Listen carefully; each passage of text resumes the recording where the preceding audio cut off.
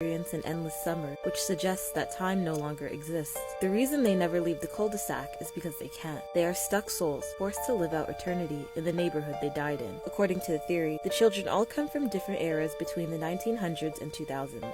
Rolf is the eldest of the bunch and died in 1903 after being stampeded by his family's farm animals. Johnny died in 1922 from tuberculosis. His wooden friend Plank was created as a result of his loneliness, and he took Plank into the afterlife since it was the last thing he saw before he died. Eddie moved from New York to the neighborhood during the Great Depression and would scam the neighborhood kids to earn money. Eventually, the children caught on to his tricks and chased him down. To escape, Eddie jumped into a lake and drowned. Even in purgatory, Eddie is still chasing the idea of wealth and money and continues his scams even after death. Ed and Sarah moved into the neighborhood next after their father died in World War II. When their heartbroken mother becomes distant and neglectful, they each find their own ways of coping. Sarah takes on the parental role, while Ed gets lost in his own imagination through comic books. They both passed away in a car accident in 1953. Naz came from a hippie family in the 1960s. Unfortunately, her life was short-lived after her and her entire family were murdered in 1979 by a serial killer who escaped from a nearby asylum. Double D originates from the 70s and came from a strict household where he was raised to strive for perfection in every aspect of his life. Being so worked up and determined to become the best son he could be, he spent extra time on schoolwork and did not notice the gas leak coming from his chemistry set, which eventually exploded and resulted in his death. Kevin came from the 80s.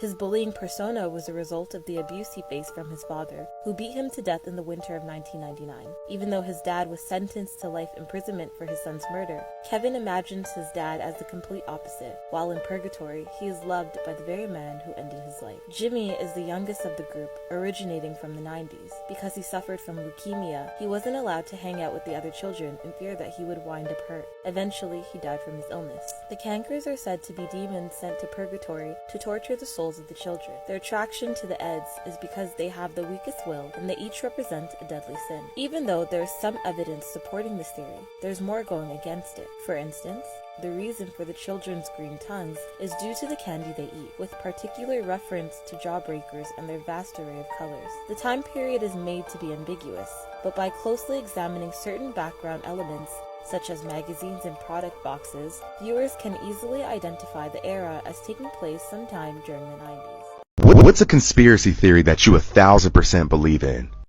The church knows we can get to other worlds, and they're trying to keep it secret. But there are guides that'll tell us the truth.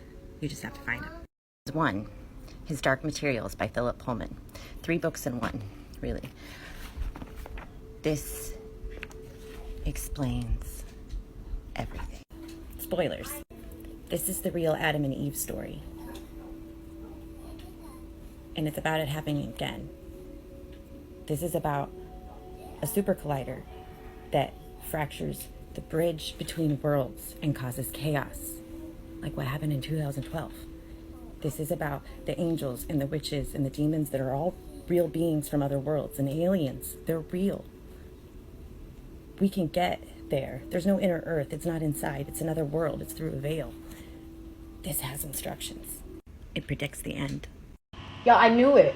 Let me tell y'all. I knew this. Listen to this. Haitian kidnapping, dark side of U.S. missionaries. Missionaries my fucking ass. Because I knew this was going to happen. I knew it. I fucking knew it. They're going to send over missionaries. They kidnapped. Oh my God. Shut the fuck up. Because I knew it.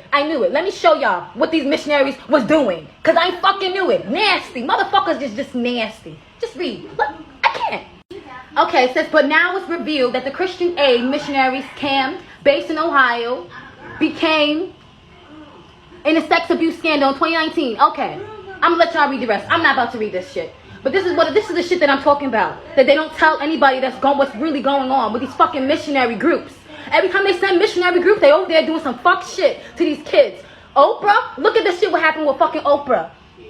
And the South and Hillary Clinton. Come on. I can't. This shit is nasty. This is what I'm saying. And it's been since 1998 to 2018. Children ages of 16 to some under 13. Look at this. It's okay, Scoot. You can sleep in the mystery machine. It's just one night. Allowed him to serve their organization, but as missionaries in Haiti. Yeah, I hope y'all read this. Just pause and read, because I can't. This bullshit. Look at this. Fuck out of here. McDonald's got me with their new future tech. Happy Meals will never be the same.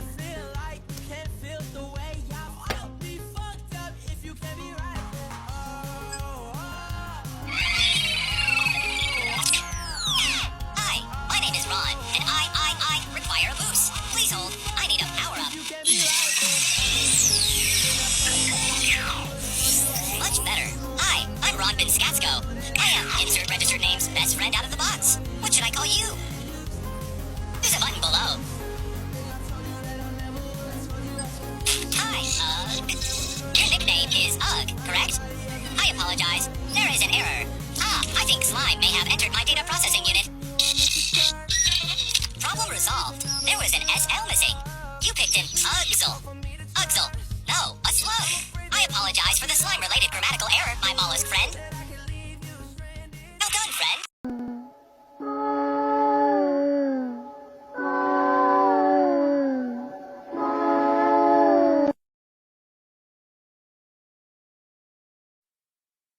Your neighborhood, and people have like Charlie.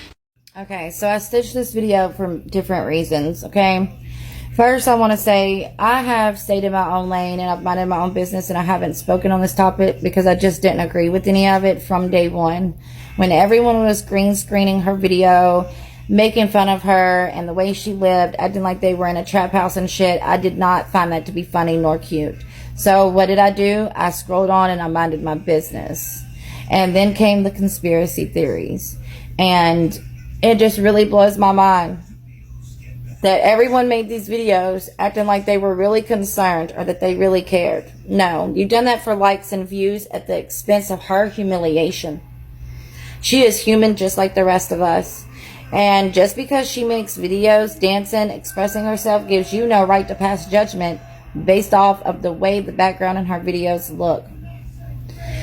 And this woman in this video went and checked on Sabrina. And I don't know who she is. I don't know if she works for the state or something. I don't know. But she is not unaliving anyone. She's not harming anyone in any kind of way. She bought that place super cheap and is trying to fix it up. From my knowledge, her children do not live in that house. And her dogs are happy and healthy. Okay? And I think it's time that everyone leaves her alone. And I also think that if you all could take the time out of your day to publicly humiliate her, then you should give her a public apology as well, because she didn't deserve that. I feel like everyone on this app feels entitled to put their 2 cents in where it doesn't belong. I keep playing with my hair. Sorry, it's a habit. But everyone feels entitled to put their 2 cents in. And just because I make a video or someone else makes a video and puts it on this app doesn't give you the right to put your 2 cents in to my personal business, my personal life, or pass judgment on me. If you don't like it, keep scrolling. It is really messed up to sit and do the things that y'all done to this woman. How would you feel if it was done to you? How would you feel if those allegations were made against you just because of the way the background in your videos look or the way that you choose to dress? She may struggle with mental health issues or a substance abuse disorder, but honestly, that's none of your concern either. If you're really concerned, 1, call the police and leave it at that. 2, reach out to her privately and extend a helping hand. But making videos with all these crazy conspiracy theories, that was for likes and views at the expense of her humiliation, which is not okay. You wouldn't want it done to you. So hopefully this can all be put to rest and everyone can go back to minding their own business. Seriously. What's a conspiracy theory that you 1,000% believe in? This gets first. deep. Bear with me, please. So, bear with me. So, I'm going to just open with this. I couldn't think of the original word that everybody was saying, so it must not be important.